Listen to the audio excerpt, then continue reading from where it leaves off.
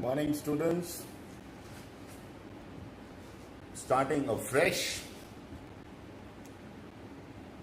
from where we had left the other day. We were talking about something called as the land and the people who had survived in India. We had come to certain conclusions wherein we believe that Dravidians were the original ancestors. But proof has been seen that lot many people have come from different locations and got settled out here. The first one of them is Negroids.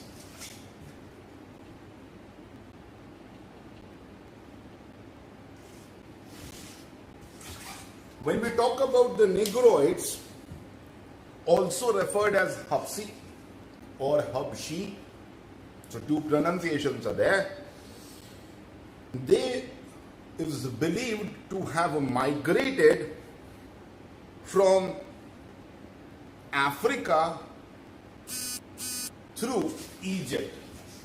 Now here, I haven't drawn the whole, but this is Africa, this is Arabic Peninsula. Out here we have got as Iran, Iraq, Afghanistan, Pakistan, and this is India, the present scenario. So they might have come from Africa via Egypt, traveling through Balochistan, that is a province of Pakistan at present, and came and settled out here. How we distinguish these people? They were the black people having a height of 4 to 5 feet. So not very tall people, having a blackish complexion with a low or medium height. And another distinguishing factor about this particular race, which shifted from Africa, moved all the way, was their curly hair. Even we find it even today in Africa, the people having the similarities like this only.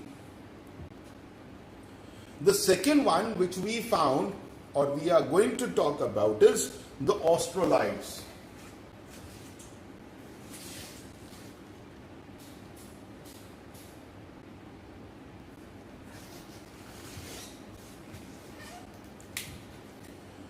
Australoids have been referred in various historical books as a Nishad. Now these people or the people of this particular tribe, it is presumed might have come from Southeast Asia. Now this is India and it is in the southern section of Asia, in case the map is concerned. And when we talk about the Southeast Asia, we are talking about the present day countries like Vietnam, Cambodia, Laos. So perhaps from that destination, these people started to migrate towards India. As far as these people are concerned, that is Australoids, also referred as Nishad, again an important point, for that reason I have repeated in the second term. They had a physical appearance of blackish skin. So not as black as Negroids were there, but obviously the complexion was towards the black side. Another important feature was they had the broad forehead or broad head. That means the portion applying out here, this particular part, was supposed to be a little broader. Another distinctive feature was they had the flat nose. Now this is something which is still found in the southeastern part of Asia, the people having a flat nose, and even their height was short. When these people reached India, up till that time, Aryans have already arrived in India from Central Asia. And for that reason, it is mentioned out here that Aryans who came later on India used to call them as Nishad, and we have got this thing written in the books also.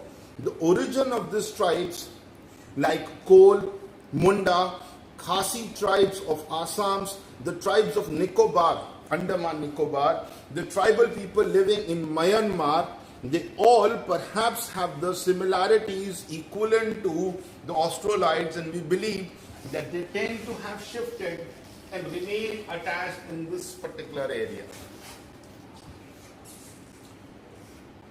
Because they have come quite a years back, they have contributed in the development of Indian culture and civilization. So the word is mentioned out here is immense. मतलब we cannot actually calculate कि इन लोगों ने हमारे लिए क्या क्या कर दिया, क्या क्या चीजें हमारे लिए करके रखी हैं. They were the pioneers who used the clay utensils, मिट्टी के बर्तन बनाया करते थे. They used to wear cotton clothes and knew many other skills. So pottery is what we have mentioned. We have mentioned is knitting, sewing, and they have intermingled with Indian society and passed on this information even to the other tribes which were getting mixed with them. So this was a little bit about their physical appearance and how did they really help in development. One thing to be noted out here is that they had great religious beliefs also. So whatever the beliefs were, still we find them in those tribal peoples which is already mentioned as the Kol, the Munda. Still the tribes exist in those denser forests of Orissa, northeastern area, where the religious practices is quite different from the general mainstream Indians are concerned. The third one we talk about is the Dravidians.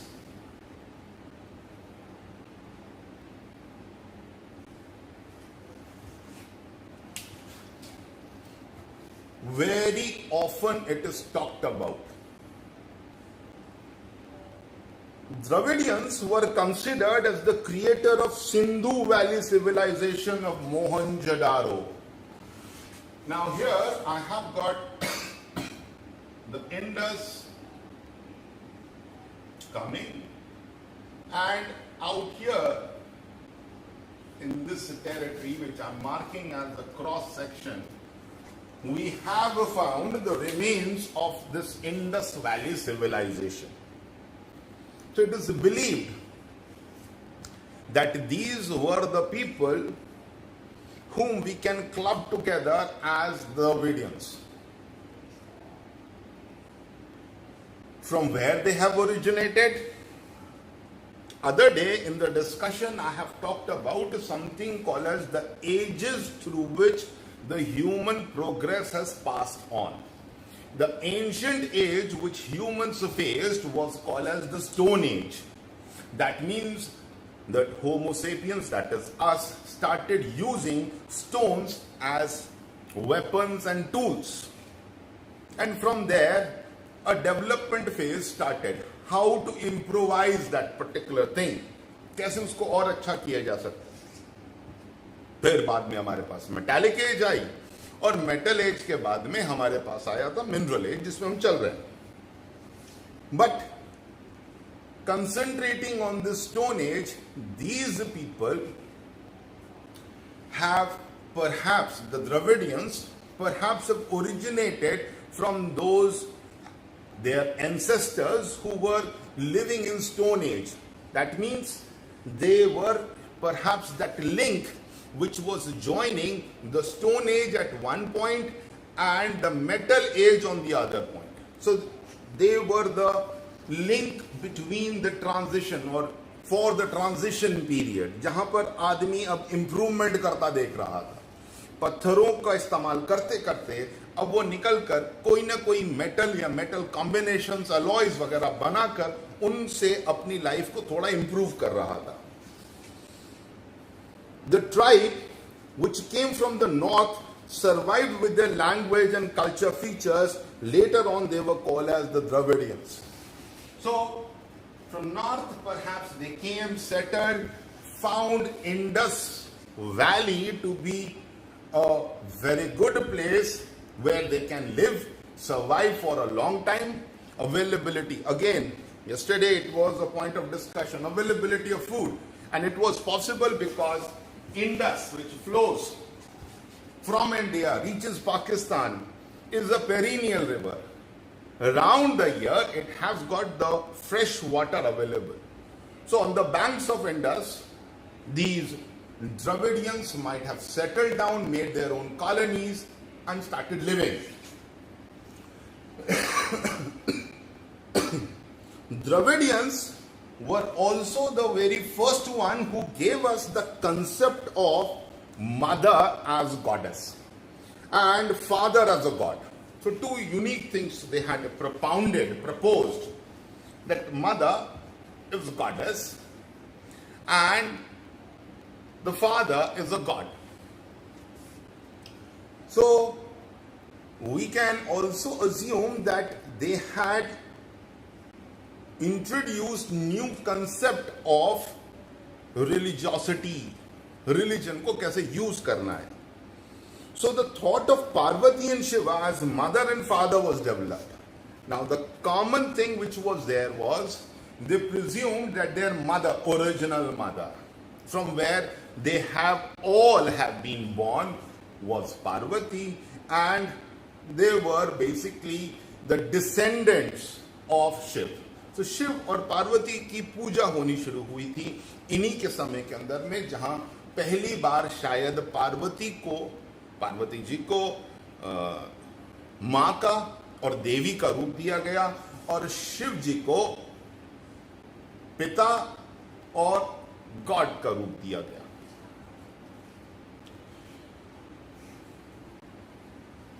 They not only confined worshipping to these two factors, they were also the nature lovers. And nature lover means that they started worshipping nature so as it can be protected also. Tradition of worshipping with the help of dhoop.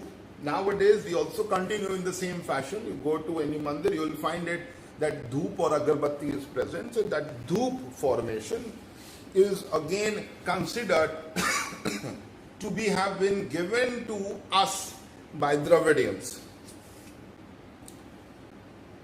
Along with the dhoop, they used to carry out those religious practices with the help of deep, that is diya, the lamp, earthen lamp, and perform arti. Same way process perhaps what we have been doing it nowadays, and considered to be the gift of the Dravidians. So Dravidians not only gave us the concept of mother Parvati, father Shivji, they also introduced that concept of using certain articles while carrying out the religious ceremonies like dhoop, deep and arti. Now these three words, they have been used for a lot of MCQs. Father and mother's question, they have been introduced for the objective type questions.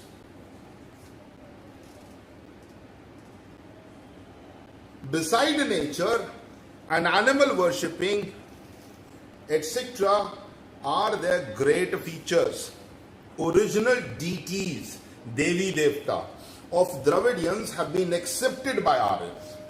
Now, this particular statement which is given in your textbook, it talks about that once Aryans came, which means Aryans came post arrival of Dravidians.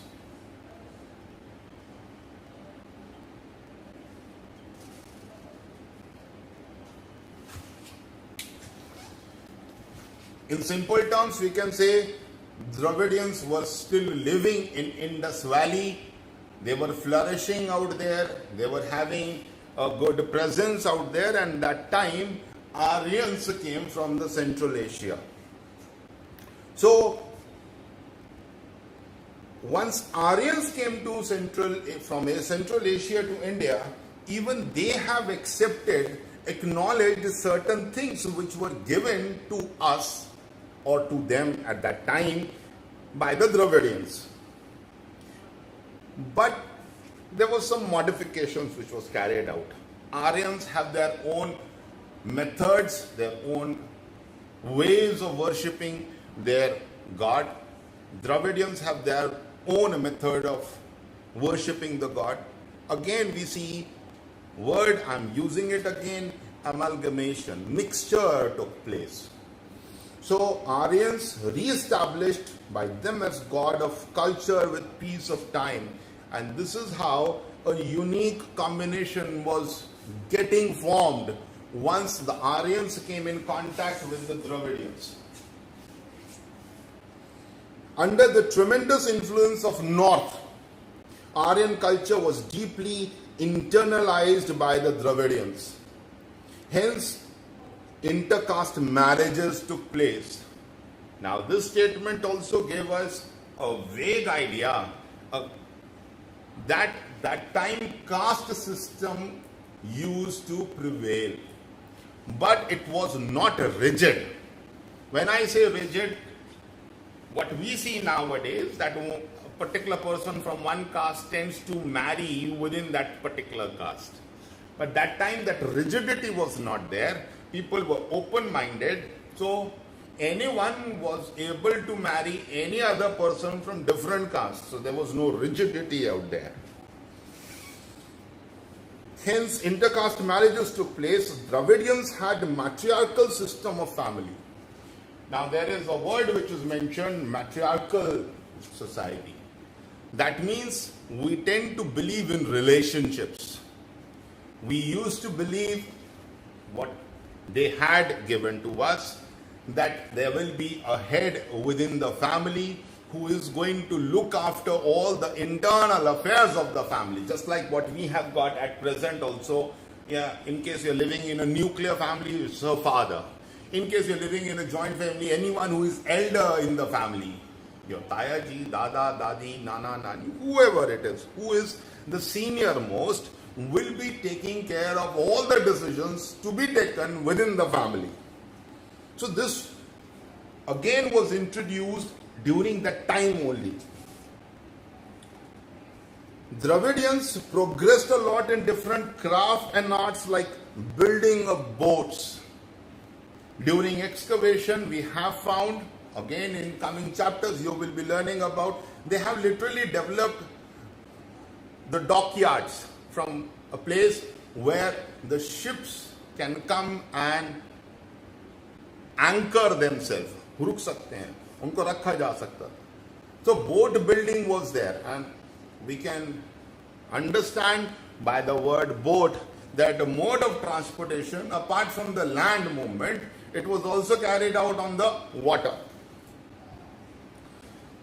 They had developed the special techniques of weaving, spinning, dyeing. Now there is a word which is mentioned as dyeing, D-Y-E, coloring. That time it is obviously assumed that no man-made fiber was available. So only natural fiber was present, and natural fiber being in this location, we can understand we had cotton only. And cotton, as you know, comes in only white color. But specimens remains which have been found during excavation gave us a rare glimpse about the various other colors being used. Obviously, natural colors were used to color that cotton product which they were using at that time. Here we also come to know about the conflict between the Aryans who were coming from Central Asia and the already present society of Dravidians. Conflict was also taking place. So not only they were absorbing one another's ideas, there was a bit of controversy about it, that perhaps fighting was also taking place between these two tribes. And it is assumed that Dravidians were forced, first of all, to shift to central India, and ultimately they crossed the Vindhyachal, Satpura, Maikal ranges and shifted towards the South India. The reason we can assume it can be because of what now scientists have come to a conclusion is there might have been floods or fires or drought. Combination will be called as famines, Bhukmari, and the onslaught of Aryans. Aryans were keeping on attacking them, pushing it towards the Indian part, and ultimately they perhaps might have decided to cross the barrier which is present. In class 9th we have discussed it in detail about the certain ranges which marks the initiation of plateau region of India. So they moved on towards the plateau of India and got settled out there. Now the question comes, how can we say that actually this really happened? We cannot go back into the time, and those people are already dead, and we don't have any written proof. The basic assumption comes from the people of South India, this region. They have got a different method of language, which we call as the Dravidian family language. So down in the south, I have got as Telugu, Kannada, Tamil, Malayalam. So 4 different languages which are present in South India. It is nowhere seems to be related with any other language which is persistent in the rest of India. See, what I'm trying to make you understand is, if you don't know Marathi, I don't know it, perhaps a lot of you might not be knowing it. But when these people or the person who's speaking Marathi is speaking in front of you, you can have a fair idea what exactly the person might be trying to say. I don't know Gujarati, but in case someone is speaking in front of me in Gujarati, I will be able to pick up certain words. Same is with Marwadi, Hindi, Bhojpuri. So what I am trying to make you understand is that these all languages perhaps might have originated from a common platform. But going down to the south, what exactly is being talked about, we can hardly understand. And for that reason, we have put them into a group of languages which we call as Dravidian language, because their origin, their pronunciation, their meanings altogether cannot be actually clubbed with the rest of India. So we presume that the Dravidians who were pushed by the Aryans first to the central India and later on towards southern India, they have developed this specific group of languages. Out of these 4 languages which I have mentioned, that is Tamil, Telugu, Kannada and Malayalam, again we come to a conclusion that Tamil is the oldest language. And how do we come to this conclusion? The answer says many words of Tamil can be seen being used in either of the other 3 languages, be it Kannada, Malayalam. So we can assume that the parent language would have been Tamil, and from Tamil the other languages developed in different geographical pockets. Now these were certain important tribes.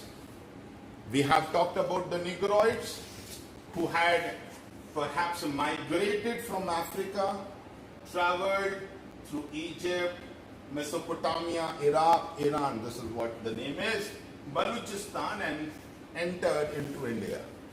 The second we had talked about is the Australoids, whom the Aryans call as Nishad. They have shifted or migrated from the southeastern portion of Asia and got settled in India. And the third one, which we have talked about, is the Dravidians, who perhaps have migrated from north, got themselves settled in the Indus Valley, lived for some time out there, and after the conflict arose with Aryans who were migrating from Central Asia towards India, they were pushed towards the southern India. We have also learnt about or talked about how the physical appearances used to be there of Negroids, wherein the other name referred to Negroid was Habshi, having a height of 4 to 5 feet, black complexion, and curly hair. The Australoids, again, they were short in height, they had the black skin or dark skin, having a broad head, flat nose, who shifted from the southeast. The story still continues, wherein we have some other tribes also which we have to take into account. We had Mongolites, Alpine, Dinaric, and Armenoids. So there are certain, a little bit of information is sufficing how you come to know about who all persisted in India years back. When we talk about the Mongolites, now the word Mongol comes from the word nowadays is Mongolia.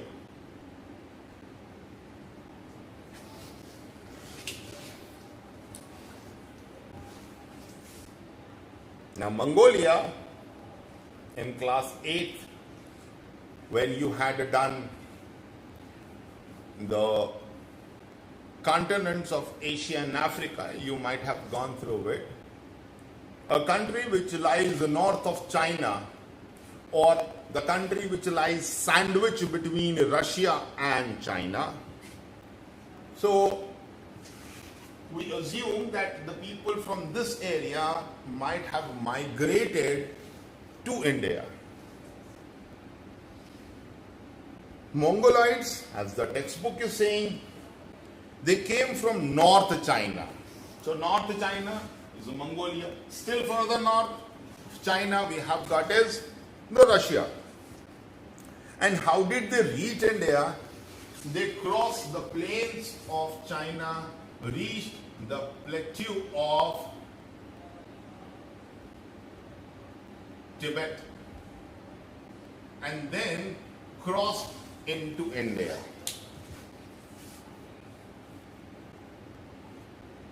Which all locations did they settle?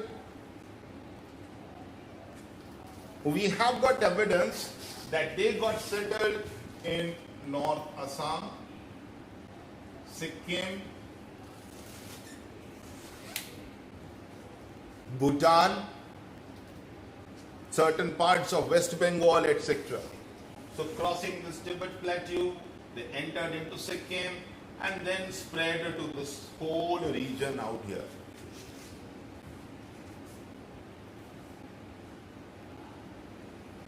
Once they came to India, they got Indianized. Now what is Indianization? Getting yourself adapted to Indian climatic conditions, Indian cultures which were present, and even shifting to Indian languages. So this is Indianization. Traveled from quite a far off place, having altogether different background, but once they reached India, they got Indianized. Mongolite people possess the physical characteristics like yellow complexion. Now there is a word which is talked about as yellow. So people from China, Mongolia, Korea, and Japan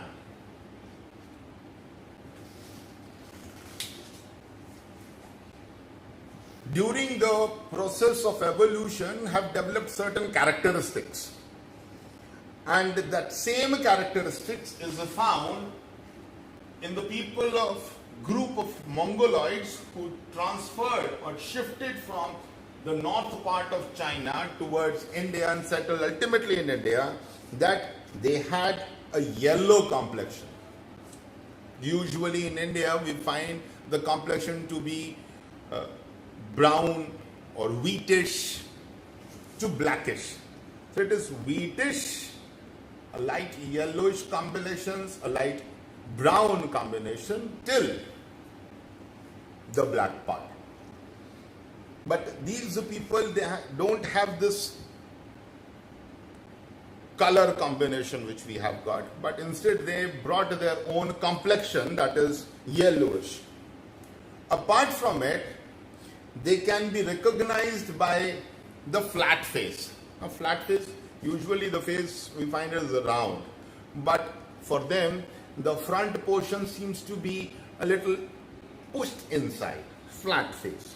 And chubby cheek. Now, cheeks are a little more fluffy.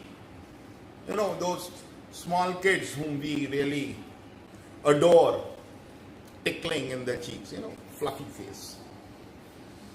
Almond-shaped eyes. Now, eyes were smaller. This is very commonly attributed to the Chinese, the Koreans and the Japanese people. आज भी हम उसको देख सकते हैं, तो बस वैसा ही कुछ appearances इन लोगों के अंदर में देखने को मिलता.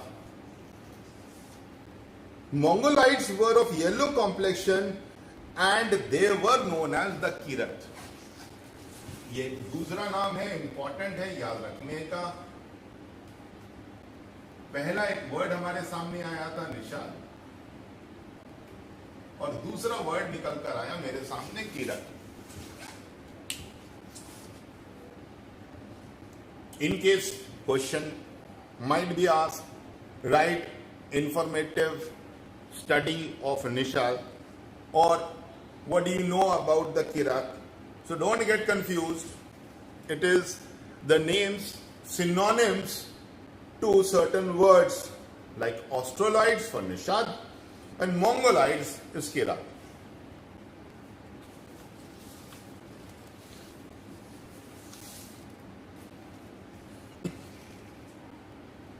The three tribes apart from it can be clubbed together. We have the Alpine, Dinaric and Armenoids. तीन नाम आए हमारे पास. These people also migrated from Central Asia.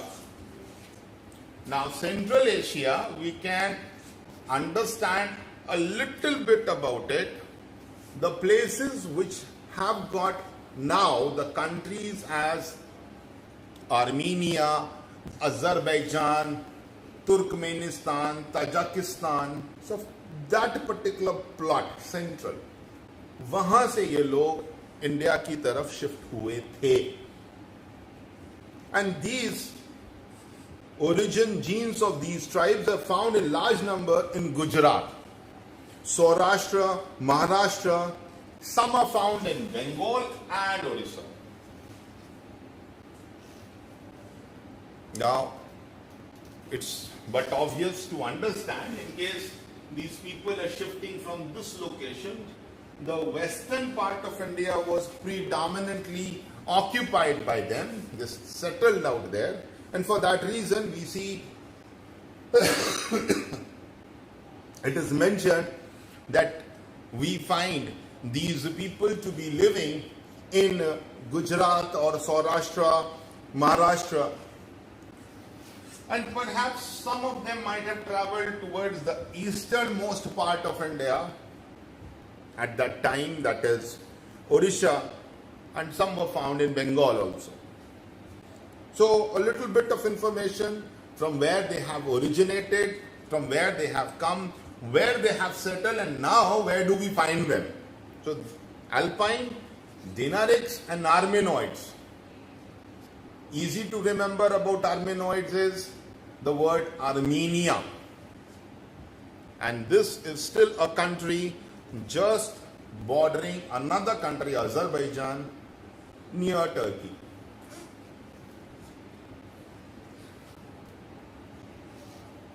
The most important one is the fifth point, the Aryans.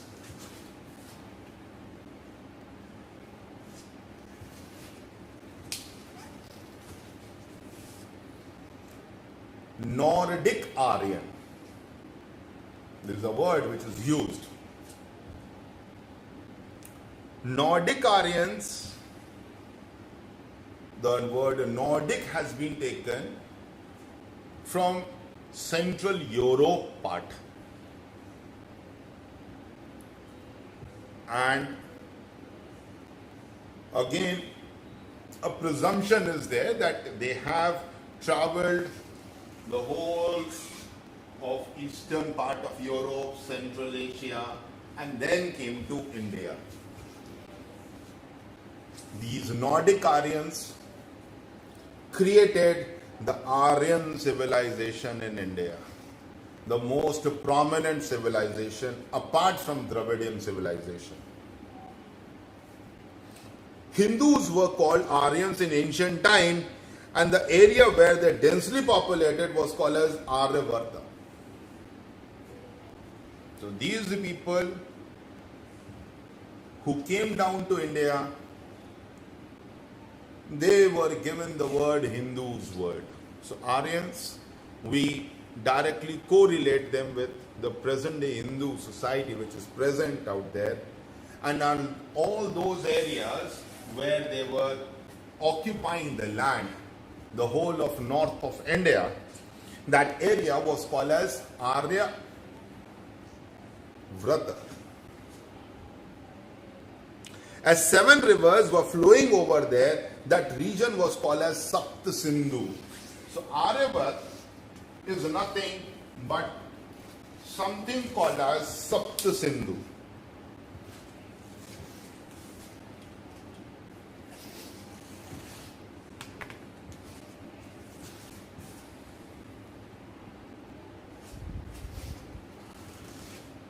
Sapt means 7. Sindhu is the name of the river, that is Indus.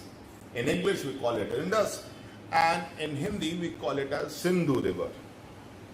A unique case that is not mentioned in the book. The word Hindu perhaps is considered to be correlated with this river Sindhu. What historians have been telling us, that the person who were living on the eastern side of river Sindhu, they got this name derivative as Hindu. The people who were living on the western side of Sindhu used to refer these people as Hindus. But again, a controversial issue. And Sapt Sindhu, as I was talking about, we had this land of Punjab where 5 rivers are there. Hopefully you remember those 5 rivers as Ravi, Beas, Chenab, Jhelum and Sindhu. So these combinations which were present out here, these made those 5 rivers, and the 2 main rivers of North India, central North India or northern plains, that is Ganga and Yamuna. These 2 rivers, total it becomes 7. So the whole this portion was referred by 2 names as Sapt Sindhu also called as Aryavrata. Because previously I had just mentioned about that as Aryans were advancing, the Dravidians were getting pushed. They were getting pushed. This area, northern part of India, was occupied by the Aryans, and they started calling this particular land by different names. Two names have been mentioned in your textbook. One is Saptasindhu, another one is Aryavata. In ancient time, the first Aryan population was concentrated in northwest. Now this is north, this is west, so this whole area was concentrated, and slowly they started moving to other parts of India. The areas of Aryavata were extended up to Mithila, that is Bihar. So out here we have got Bihar, from Punjab, present day Punjab, be it India or Pakistan, they had their territories included all the way till Bihar. That time was referred as Mithila. In south it spread up to Vindhyachal during the post-Vedic period. Now post-Vedic, Veds were already formed up till that time. They had reached to the Vindhyachals. That is the border of Rajasthan with Madhya Pradesh, or bordering Gujarat with present day Gujarat with Madhya Pradesh. So those mountain ranges, they had occupied all these territories.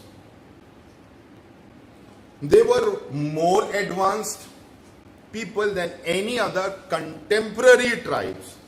Now, contemporary means present at that time.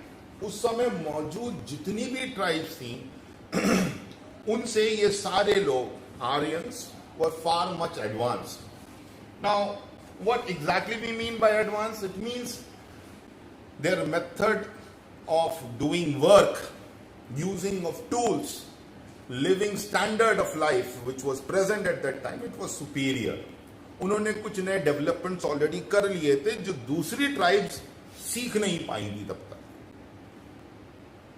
The vast land was recognized with various names later on. पूरा इलाका, thousands of kilometers, was again called as Bharat Bhumi, Bharat Khand, Bharat Varsh, after the name of King Arya Bharat or Bharat Kul tribe. तो ये सब माना गया था that particular tribe of Aryans who had occupied this whole territory, the original king was Bharat, and named after the king, the whole territory was referred by various names. Again, a bit of revision: Bharat Muni, Bharat Khand, Bharat Varsh. And why it was named so? Because it was name of the king Arya Bharat or Bharat Kul tribe.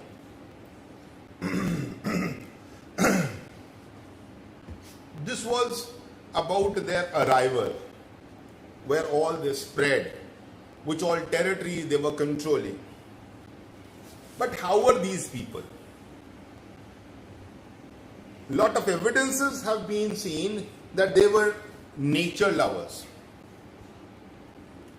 They loved and worshipped the trees, the rivers, mountain, sun, wind, rain, all those things which nature had provided, they used to worship. So, animals or trees, or natural things like sun, the day, the night, or wind, everything was worshipped.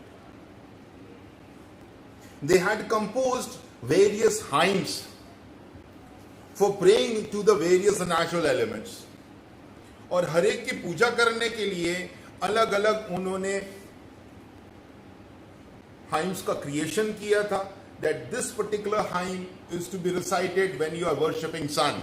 This is particular hymn when you are going to recite when you are worshipping rain. This is the particular hymn or richa which you need to recite, बोलना है, when you are worshipping the land or the trees, so or animals. तो हर एक के लिए उन्होंने एक platform ready कर दिया था कि ये एक प्रोसेस है जिसके through you will be doing the You will be doing the worship. In due course of time, some religious ceremonies like recitation of Vedas, performing yagna, and other activities became prevalent in India. Whatever they used to do on a normal phenomena, then later on became a ritual part. That they need to carry out all those activities while performing the rituals which perhaps they wanted to do at that time. So there was a fine amalgamation of those tribes with their specific style of living. Harmonious culture was formed, which gave India a glorious and prosperous heritage. Now what we see is so many tribes, they had shifted to India, started living, and we had used that particular word, Indianization. So they were Indianized, they were all getting mixed up together, started to live a healthy relation, occupation of the land, and survived with one another. These foreigners, Indian tribes, they all mixed, amalgamated in such a way over a long period of time that they lost their individual identity. Now what they have become? They have become something new. They have left all those things which their perhaps ancestors used to do. Now they are all Indianized. Everyone is following the same traditions.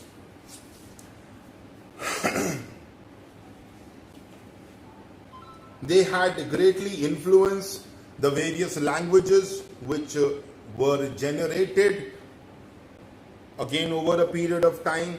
They created their own scripts, writing matter. They had the names and religious beliefs, etc., all mixed together. A common background was getting created. All played a very important, pivotal role, changed karne wala. In Indianization, these foreigners, so since ancient time, a composite culture has been created. We cannot actually distinguish that this person might be having ancestral background of Aryans or Dravidians or Alpines or Dinarics or Mongoloids or Armenoids. They all got mixed up. They all became Indian. And in short, we can say that ancient India, an amalgamation of various cultures, enriched Indian culture by making it the variated and prosperous. And this is what the story is all about, what we can boast of, what we are now.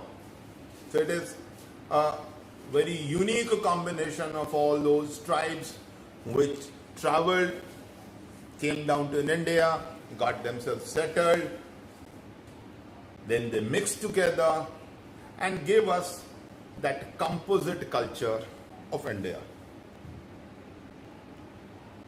We would be keeping this much for today's lecture, and will hopefully continue further within this chapter tomorrow. That's all for now. Stay at home, be safe, and be in touch.